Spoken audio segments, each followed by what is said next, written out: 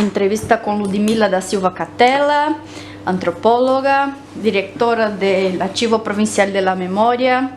Hoy es 10 de julio de 2015, estamos en el Archivo Provincial de la Memoria, Córdoba, Argentina. ¿Podrías empezar diciendo cómo te involucraste en todo esto, en el archivo, en esa lucha de los organismos? Bueno, la verdad que mi llegada al archivo tiene mucho que ver con mi trayecto de investigación, ¿sí? Yo hice mi doctorado en el Brasil, hice mi tesis de doctorado sobre los familiares de desaparecidos de La Plata, pero también en una investigación paralela que fue con una beca de la Fundación Ford, coordinada por Elizabeth Yelin. En esa beca, específicamente, yo trabajé sobre los archivos del DOPS de Río de Janeiro. Lo que me interesaba básicamente era la tensión entre el patrimonio público y las memorias individuales, ¿no? Y qué pasaba con toda esa documentación que estaba en el espacio público, pero que tenía que ver con identidades fragmentadas, doloridas, de aquellas personas que habían estado presas o que habían sido asesinados por el Estado, y qué parte de esa historia quedaba en esa documentación, ¿no? Entonces, bueno, escribí algunas cosas sobre ese tema. Y cuando vine a Argentina, en el año 2001, justo se había descubierto el archivo de la DITBA de La Plata, y ellos me convocaron simplemente para que dialoguemos y yo los ayude o intercambiemos ideas en relación a ese archivo, y les hice una propuesta de, bueno, en función de mi experiencia más como investigadora sobre los archivos del Brasil, les conté un poco cómo eran allá. Y estuve trabajando un tiempo con el archivo de la DITBA de La Plata. Mientras tanto, yo ya era docente acá en la maestría de antropología y conocí a algunas personas que además militaban en Hijos, a Mariana Tello, por ejemplo, que hoy trabaja en el espacio de la memoria de La Perla, y también había tenido algunos alumnos en la carrera de comunicación social que también militaban en Hijos, aunque no necesariamente yo sabía.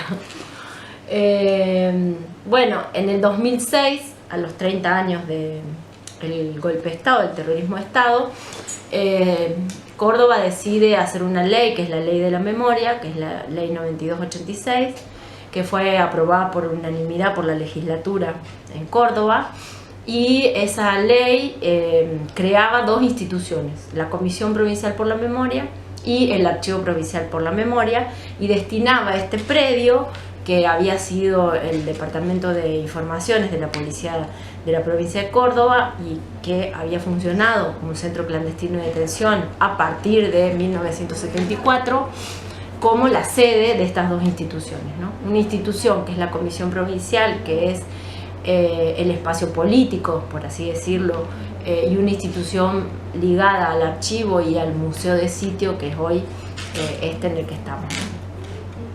Bueno, ahí Hijos propuso mi nombre como una de las candidatas para ser directora de este lugar. Al principio, cuando me lo propusieron, les dije no. Bueno, yo acababa de volver a la Argentina, había ingresado al CONICET, estaba como empezando a desarrollar mi carrera académica en el contexto argentino, ¿no?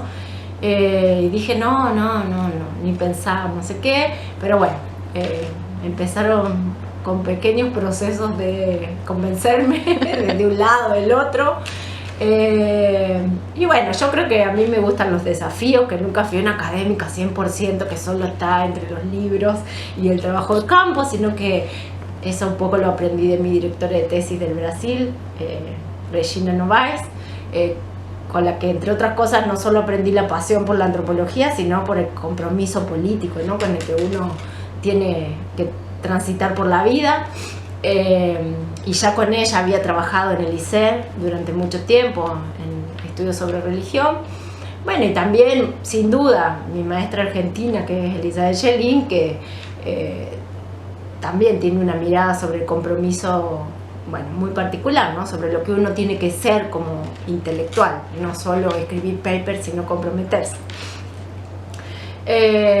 Bueno, al final me terminaron convenciendo, y en septiembre del 2006 Recuerdo que estaba en un congreso de antropología en Salta y bueno, como que empecé a testear un poco qué pasaba contando, ¿no? Bueno, voy a ser directora de un archivo provincial y ahí como las dos opiniones, ¿no? Que siempre pesan en estos términos, que son, ay, ¿por qué meterte en la política?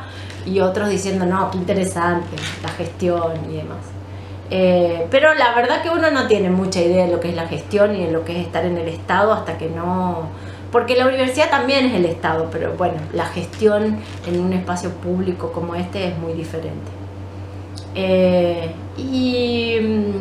Bueno, tal vez lo primero fue que me dijeron, bueno, es un archivo pero no tiene documentos. Entonces yo dije, ¿cómo? ¿Y vamos a hacer qué? Y me dijeron, bueno, por eso te llamamos, para que pienses qué podemos hacer. Bueno, había como muchas promesas de que los documentos iban a aparecer, de que en algún lado estaban, de que teníamos toda la voluntad política para que eso suceda. Y bueno, pero de todas maneras, en el septiembre del 2006, cuando yo asumí la dirección, hubo otra candidata y fue una elección interna entre los integrantes de la Comisión Provincial de la Memoria. Ni siquiera se tenía el edificio, o sea, hasta el 10 de diciembre del 2006 no pudimos acceder al edificio, o sea, veníamos, entrábamos, pero este edificio todavía tenía policía de un lado y una institución que se llama Asistencia a la Víctima del Delito del otro, que estaba separada por esa pared que luego nosotros decidimos voltear, ¿no? En función de los testimonios.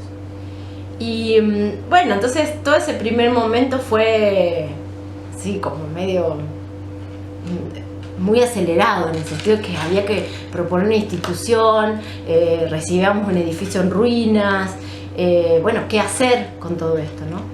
Y la primera idea que ocurrió fue construir una biblioteca con libros prohibidos, en el sentido que era algo interesante, que podíamos recuperar algunos libros que habían sido prohibidos, que podíamos entrevistar a personas que habían quemado, escondido o regalado sus bibliotecas, que tenía que ver con la idea de archivo, aunque no teníamos documentos, y así se empezó un poco a gestar la idea del museo de sitio y la idea del archivo, ¿no? De esa manera, en marzo del 2007 abrimos al público con un énfasis más que nada en el museo de sitio, ¿no?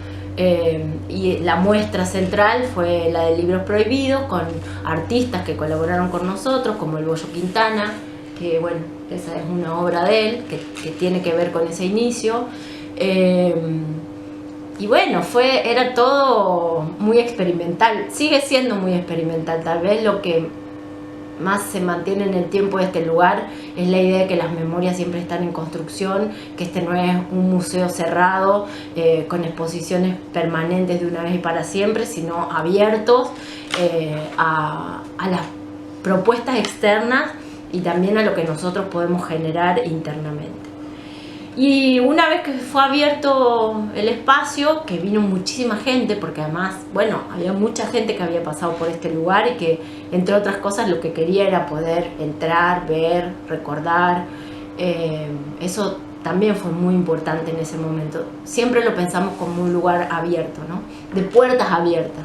Entonces, también hubo una reconstrucción muy paso a paso de lo que este lugar había sido, cuáles eran los espacios que se habían usado para la tortura, cuáles no, en qué momentos. Rápidamente vimos que el parámetro temporal no podía ser el 76, sino que nosotros debíamos contar historias anteriores, que primero llegaron hasta el Cordobazo y después llegaron hasta la Revolución Libertadora, cuando se derrocó a Perón, que todos esos periodos este espacio había sido muy importante, entonces que la cronología tenía que ser mucho más larga, no una memoria corta, restringida al terrorismo de Estado, sino un proceso mucho más largo. Y una vez que bueno, abrimos el lugar, escuchamos un montón de testimonios, generamos el archivo de historia oral, que era muy importante para reconstruir la arquitectura del terrorismo de Estado, ¿no? Cómo esto había sido usado para la opresión. Ahí entonces empezamos a pensar estrategias para la búsqueda de documentos. Y bueno, yo todos los días, y esa es la historia que yo puedo contar, tal vez otros tengan otro inicio, cuando me iba para mi casa pasaba enfrente de una comisaría Y un día volví y dije, ¿y por qué no vamos? A ver si hay documentos ahí, y era la novena.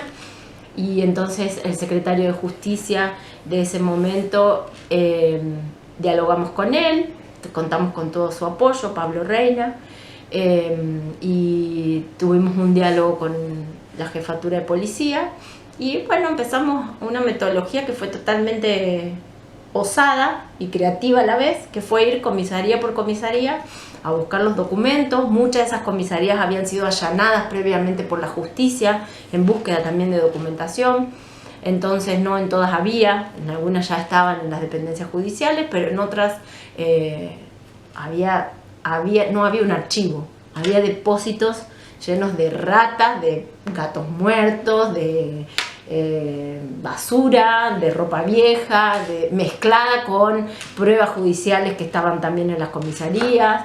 Entonces uno podía encontrar documentos adentro de una heladera vieja, al lado de una mesa de billar que había sido secuestrada en algún lugar de juego clandestino, mezclado con millones de CDs que habían sido secuestrados por venta ilegal. O sea, bueno, era realmente interesante también etnográficamente en qué lugar estaban los documentos, ¿no? Los depósitos del último depósito. Entonces siempre sostenemos que la desidia fue la que permitió que nosotros encontrásemos 30, 25 años después todavía documentación, ¿no? Documentación que hoy forma parte de los fondos y las series documentales que nosotros tenemos acá, y que, bueno, tienen dos objetivos muy importantes desde mi punto de vista, por lo menos en el mediano y corto plazo, que es poder responder a la justicia en los juicios que se están llevando a cabo por los crímenes de lesa humanidad. Hemos aportado pruebas a esos juicios, y también la reparación a las víctimas, ¿no?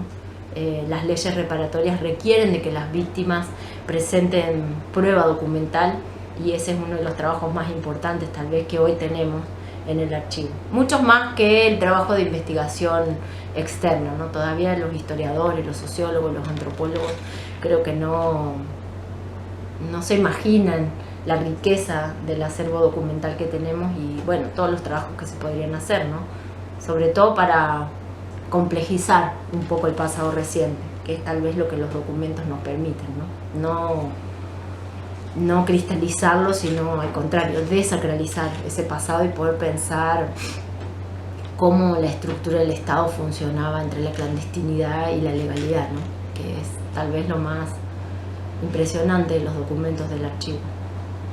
¿Cómo fue las primeras entrevistas que vosotros hicieron acá? Yo vi algunas que hicieron primero una charla y después un recorrido. ¿Podías hablar un poco de este momento? Sí, bueno, como intuitivamente percibíamos que las personas necesitaban entrar a este lugar para reencontrarse con ellas mismas, ¿no? Para reencontrarse con ese momento muy extremo de su vida que había sido pasar por este centro clandestino de detención. Tal vez el elemento que todos querían era reconocer el lugar donde habían estado. Y la memoria genera muchas trampas en ese sentido, ¿no? Ellos estaban acá totalmente vulnerados, con sus ojos tabicados, tapados, sometidos a la tortura. Entonces, encontrar el lugar siempre era difícil, porque se imaginaban patios mucho más grandes de lo que son, habitaciones más grandes de lo que son. Entonces, bueno, era como difícil, decían, no, pero si yo estuve en un patio enorme y a lo mejor el patio era de 2x2, pero bueno, estar a la intemperie y en esas condiciones hace con que la espacialidad se modifique en la memoria, y en la sensación sobre el espacio, sobre el frío, sobre el calor, sobre los ruidos, sobre las distancias. Y nosotros entonces éramos muy respetuosos de dejar que ese primer encuentro sea, salvo que nos pidiesen que nosotros los acompañemos en ese encuentro con el lugar, éramos muy respetuosos que las personas entren y hagan su propio recorrido. Y a todas les pedíamos si después los podíamos entrevistar. Entonces en esa entrevista primero hacíamos como una charla bastante informal, donde en ese momento estábamos muy interesados en poder reconstruir este lugar, entonces nos interesaban los datos factuales más que la trayectoria de las personas. Después el área de historia oral cambió un poco. Y la idea era, bueno, tenemos un video institucional que cuenta un poco eso, ¿no? Esta charla, y les hacíamos dibujar el plano de cómo ellos recordaban el lugar. Y a partir del dibujo de ese plano después íbamos a hacer un recorrido por el edificio. Y eso nos sirvió muchísimo para después hacer las señalizaciones del lugar, ¿no? Entonces los 3 escalones que todo el mundo repetía pasan a ser centrales, los patios, los bancos de cemento, los que están y los que no están. El tranvía, que era el lugar donde los tenían antes y después de la tortura, que le decían tranvía porque es angosto y alargado y tenía bancos de los 2 lados. Que mucho tiempo después nosotros pudimos reconstruir mucho de este acervo testimonial a partir de las imágenes del registro extremista, que fueron fotos sacadas en el lugar a las personas que estaban detenidas en el centro clandestino de detención, pero también las fotos más legales de la policía. Y que muestran un poco cómo era ese espacio, ¿no? No solo las personas, porque las fotos no eran recortadas porque tenemos el negativo. Entonces, bueno, hay 2 fotógrafos que nos ayudaron un poco a reconstruir el lugar, a decir, bueno, miren, en esta foto esta pared estaba de esta manera y 3 meses después está de esta otra manera. Bueno, hicieron todo un trabajo de detective muy interesante que aportó muchísimo también a comprender el lugar, que fue un poco el objetivo inicial de cuando abrimos el sitio de memoria, ¿no? Poder, a partir de los testimonios, no solo saber cómo funcionaba la maquinaria represiva, sino también cómo era este lugar en algo así como el día a día, ¿no? Y conservar las marcas, ¿no? Yo veo ahí vidrios. Bueno, ese fue todo otro trabajo con las arquitectas que trabajan aquí, con Natalia y Camila, que la verdad ellas fueron también muy creativas. Nosotros tal vez desde el inicio tuvimos algo muy interesante, que fue que las ideas se construyeron colectivamente, ¿no? Pero bueno, siempre hay alguien atrás de esas ideas. Pero siempre tuvimos reuniones semanales donde todos charlábamos y opinábamos en relación a cómo tenía que ser el trabajo. Eso es lo interesante de cuando una institución empieza de cero, ¿no? Que uno le puede imprimir absolutamente todo lo que quiera y cometer muchos errores, pero también cometer muchos aciertos, justamente porque no hay algo previo. Y bueno, uno de los grandes desafíos de este lugar era qué hacer con la estructura edilicia. Y un poco de construir el mito de que la habíamos recibido tal cual era en la década del 70, porque no era así, habían pasado otras instituciones por acá. Entonces la tensión era entre dejarla tal cual estaba o reconstruirla tal cual era.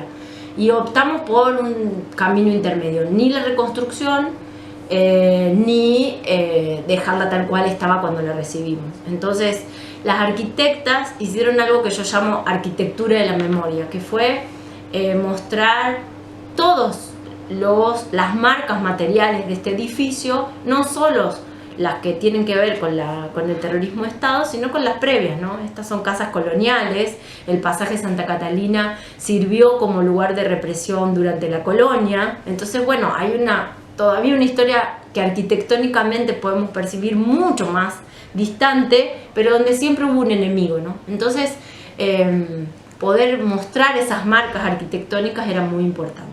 Y a su vez también readaptar un edificio que necesitaba ser usado como archivo, como museo, que tenga espacios agradables para trabajar con los estudiantes, sin transformar esto ni en un tren del horror ni en un Walt Disney, ¿no? Entonces, bueno, ese era el gran desafío, sigue siendo el gran desafío, ¿no?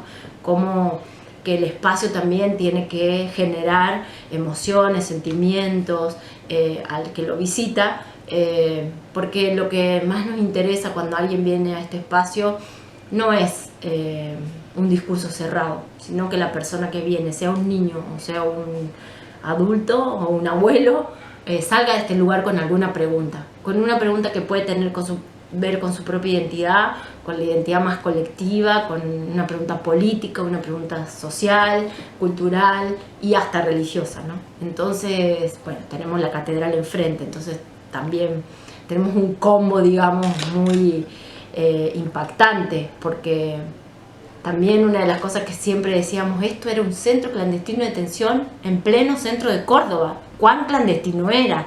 ¿Clandestino en qué sentido?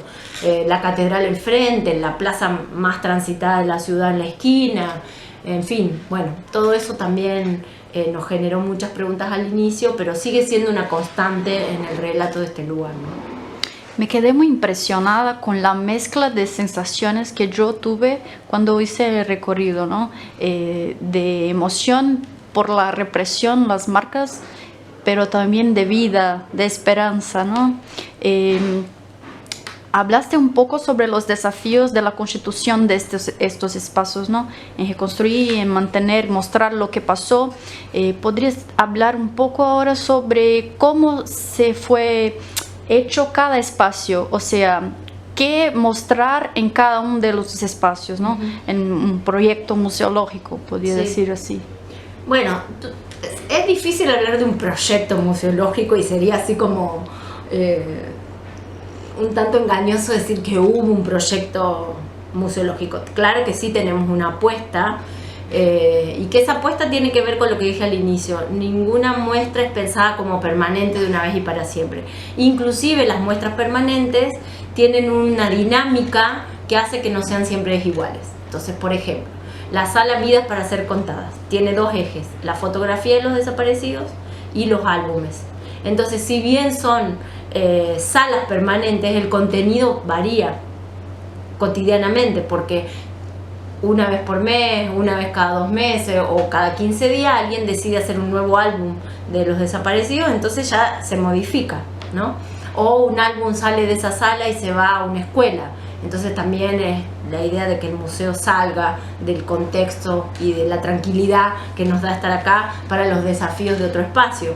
En la sala con las fotografías pasa exactamente lo mismo. Bueno, las fotos, cada vez alguien nos trae una foto nueva, o un familiar nos dice, bueno, me gustaría que la foto que quisiera cambiar tal foto, en fin. Entonces, bueno, tienen una lógica muy dinámica, ¿no? Entonces esas dos salas fueron producto de una experiencia que nosotros generamos todos los jueves, que es colgar las fotos de los desaparecidos en el pasaje Santa Catalina, que con tiras, no sé si ya las habrás visto, colgamos las fotos en el pasaje. Cuando iniciamos ese proceso, que teníamos 200 fotos que fueron donadas por hijos a esta institución, ahora ya son casi 700, entonces también eso habla de la dinámica social de este lugar. Este es un lugar abierto donde nosotros incorporamos todas las demandas externas, no somos cerrados en ese sentido. Esas fotografías generaban preguntas, o sea, de repente pasaba el compañero de un desaparecido y decía, uy, él había sido mi compañero, no sabía que estaba desaparecido, me gustaría saber si tiene hijos o qué pasó con su familia. Y bueno, eso nos fue motivando a decir, bueno, los compañeros desaparecidos no pueden ser un número y solamente un rostro. Tenían una historia, tienen una historia que muchas veces está registrada en la familia o transmitida oralmente dentro de la familia, pero hay muchos otros actores, individuos, hombres, mujeres que quieren saber sobre ellos. Y entonces, bueno, pensamos en los álbumes. El álbum como un soporte que todos conocemos, que todos sabemos recorrer, todos alguna vez tomamos un álbum de fotografías en nuestras casas y lo hojeamos. La diferencia entre un álbum fotográfico familiar y estos es que estos tienen un relato escrito, porque no está el guardián de la familia que nos va a contar qué significó cada foto. Entonces, bueno, hay un relato sobre esa persona. Y también lo que dijimos es, el álbum puede ser hecho por cualquier persona que desee hacerlo. No tiene que ser el familiar directo, sino que hay un compañero o hay alumnos de una escuela donde fue ese desaparecido que quieren hacerlo, también lo pueden hacer. O sea, bueno, también una idea muy abierta, ¿no? De que los desaparecidos son de todos y nos faltan a todos y que por lo tanto, bueno, aquellos que quieran recuperar esas historias son muy bienvenidas. Y también esa sala es complementada con la sala donde hay objetos de desaparecidos, porque lo que nos pasaba también era que muchos hablaban de esos objetos que guardaban, que atesoraban en sus casas y que quisieran mostrarlos porque forman parte de la identidad de sus familiares. Y bueno, entonces propusimos que algunos de esos objetos también estén en esa sala, que pueden ir cambiando, rotando, y que cuentan la historia de algunos de los cientos desaparecidos que tiene Córdoba. Y después eso se complementa con las fotografías que están en la sala y que, bueno, tal vez lo más impactante es que cada vez tenemos menos lugar y más fotografías, y que son esos rostros que nos miran y esos ojos que nos interpelan a ver, bueno, cómo esto fue posible, ¿no? Y están acá en este lugar que hoy no es un centro clandestino de detención, que hoy es un lugar lleno de vida, esa es nuestra intención, pero que también cuenta lo que pasó en este lugar, ¿no? Que más allá de todos los miedos que se tenían inicialmente, es un lugar visitado por niños desde los 5, 6 años, porque con cada uno de ellos podemos contar lo que pasó desde diferentes puntos de vista, ¿no? Uno puede empezar a contar lo que pasó diciéndole, miren, este libro infantil fue prohibido porque tenía fantasía ilimitada, lo cual para los niños es muy extraño que alguien le diga que estaba prohibido un libro y prohibido leer eso. O también podemos empezar el relato a partir de un álbum de desaparecidos contándole quiénes eran, ¿no? A partir de una idea, de lo que le gustaba, del color con el que se vestía, bueno, dotándolos de humanidad, de identidad, de vida, ¿no? También a los compañeros desaparecidos. Esa es un poco la idea. ¿Y los organismos de derechos humanos estuvieron involucrados en este proceso de constitución de los espacios? Sí, porque bueno, en el caso del archivo hubo mucho debate si iba a haber guías o no. Entonces, por ejemplo, la Asociación de Expresos Políticos hicimos varios talleres y debates en torno a cómo tenía que constituirse el espacio. También las personas que estuvieron secuestradas acá, que muchas de ellas están en la Asociación de Expresos, dieron su opinión en relación a el cambio o no de la estructura de este lugar, de los pisos, de las paredes, de la importancia que era tirar esas paredes abajo para poder volver a sentir cómo era el circuito aquí dentro. Hijos siempre estuvo muy presentes, familiares también, abuelas, sí, porque además como forman parte de la Comisión Provincial de la Memoria, están inmediatamente ligados a los sitios, sin duda. Claro, cada uno en su etapa, en diferentes aportes, pero además la mitad más o menos de las personas que trabajan en este sitio vienen de los organismos de derechos humanos. Acá hay personas que vienen de abuelas, de hijos, de expresos, de familiares, ¿sí? Así que es una relación dinámica, digamos, ¿no? Con los organismos. Y bueno, yo creo que los organismos de Córdoba son muy particulares en eso, tienen mucho empuje y son muy propositivos, digamos, nunca fueron un motor de impedimento, todo lo contrario, ¿no? Fueron siempre un motor de acción, y eso es muy importante, tanto en el museo del sitio como en el propio archivo, ¿no? Porque también, a diferencia de los otros sitios, tiene como esas dos áreas de trabajo. En estos hay registros de estos talleres, estos encuentros con expresos. No sé si tenía que mirar. Si lo sistematizábamos, la verdad que no me acuerdo. En La Perla sí, porque hubo toda una serie de talleres en torno a qué hacer con el sitio, ¿no? Y me parece que estuvieron bien sistematizados. Tal vez el debate sobre las guías, algo debemos haber sistematizado, pero no lo recuerdo, porque fue muy al inicio, ¿no? Y después sí están las actas de la comisión, pero no sé si son públicas. Vale. ¿Podrías hablar un poco sobre tu concepción de territorios de la memoria?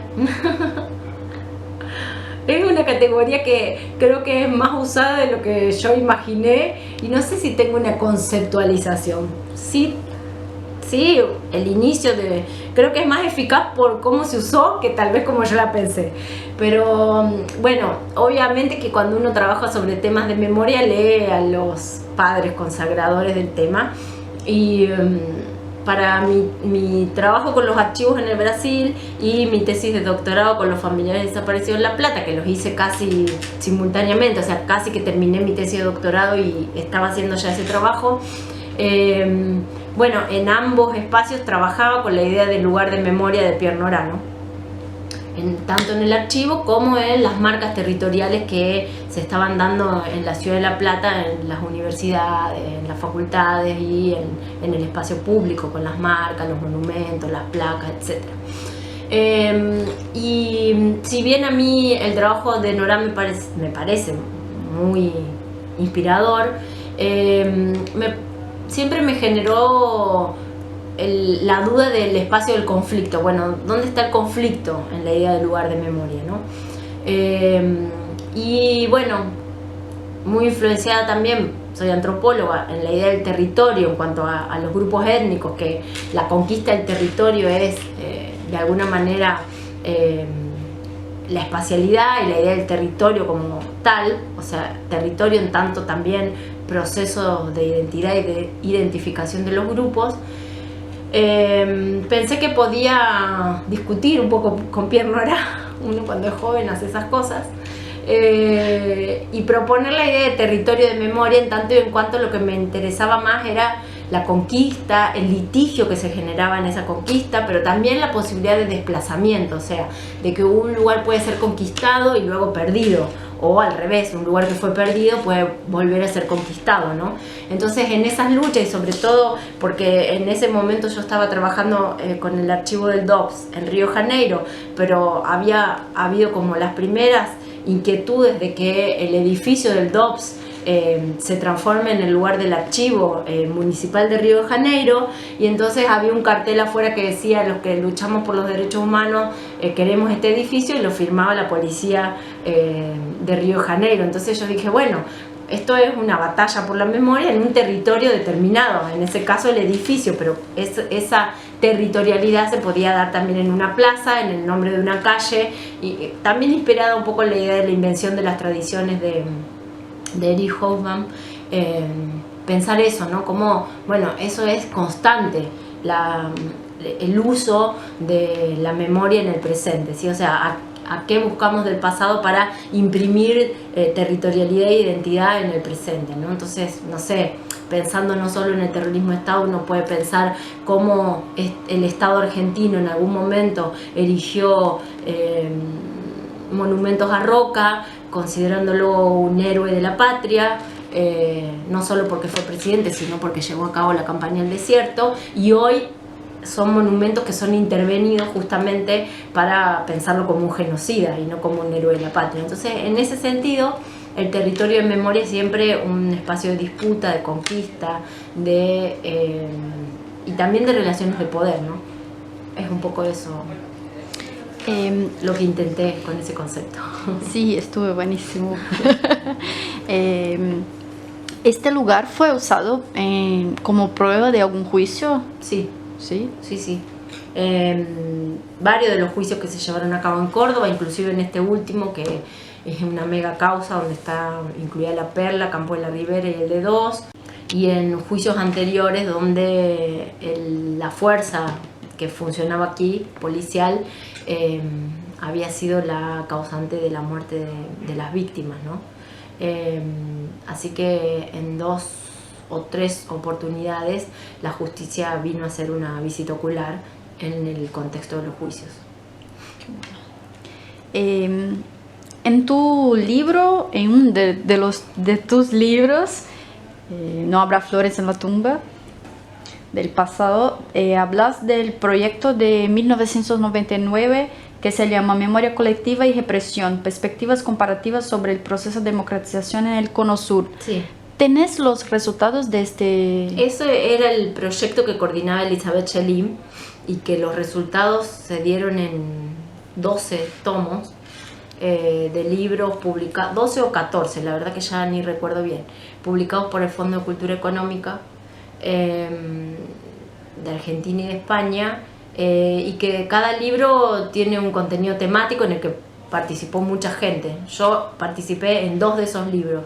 en el de archivos, donde hablo del texto sobre el DOPS y los archivos de Brasil, y en otro en tres en realidad, ya me había olvidado, es sobre memorias locales, que hago un trabajo sobre el norte argentino, sobre Tumbaya, sobre el Libertador General San Martín, un lugar donde hay un ingenio azucarero y donde hubo muchos desaparecidos, y un tercer texto con una brasileña, que trabajamos sobre los manuales escolares y la fecha del golpe militar, si era el 31 o era el primero, y bueno, que generaba eso en el ámbito escolar.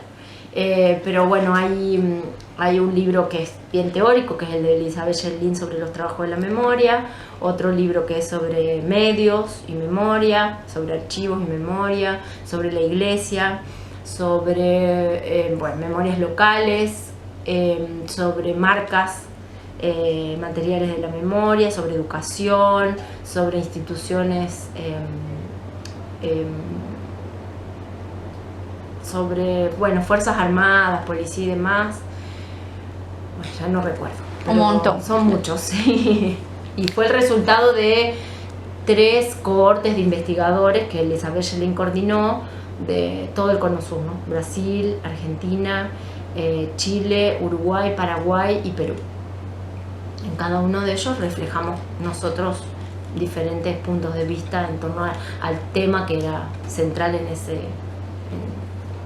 cada año que se dio este proyecto de investigación. Vos estuviste involucrada desde el inicio acá, desde su concepción, creación. Sí. ¿Cómo te parece hoy este lugar? O sea, estoy preguntando eso a todos, ¿eh? ¿Qué te parece? ¿Cuál es la importancia de este lugar, de la preservación de ese lugar, de qué hacen en ese lugar? Bueno, yo creo que tiene como, digamos, no voy a hacer crítica del lugar en el que trabajo, además porque soy muy orgullosa de este espacio y del lugar y de lo que generamos.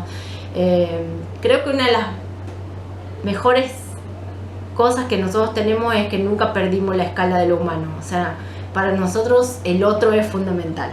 Y es fundamental en tanto en cuanto escuchar a todas las personas que vienen acá y dedicarle tiempo y demás. Pero también es fundamental, como dice Vicky, que es la que coordina el área de educación, que cuando llegan los chicos de la escuela saber el nombre que tienen. No son los alumnos, sino que son personas con nombre y apellido. Y bueno, esa escala me parece que es central. O sea, si bien estamos dentro del Estado y gestionamos un espacio que es público, institucional y que tiene cierto grado de burocratización inevitable, para nosotros las personas no son un número, son personas. Son hombres y mujeres, niños y jóvenes a los cuales queremos, respetamos, mimamos y también nos miman, ¿no? Creo que, bueno, eso es súper lindo. También es un gran desafío pedagógico, ¿no? De poder sentir que no solo nosotros queremos decir cosas, sino que también otros nos quieren decir cosas y que nosotros podemos aprender de las cosas que nos quieren decir. Y tal vez eso sea lo más difícil, ¿no? Porque bueno, uno intenta generar el mayor diálogo posible, y eso genera muchos desafíos también, ¿no? Entonces, bueno, creo que de lo que mayor orgullo yo tengo es de eso, de no haber perdido la noción de que el otro y de que el otro siempre está dentro de nosotros, ¿sí?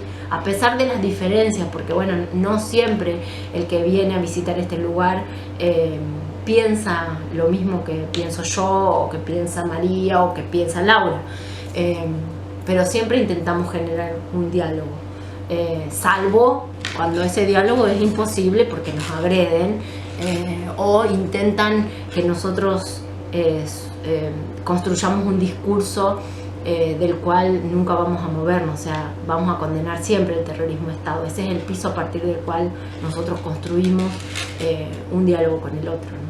O sea, el que duda o el que intenta hacer un revisionismo negacionista sobre el terrorismo de Estado, bueno, creo que hay un punto ahí en el que es difícil de discutir con ese otro, ¿no?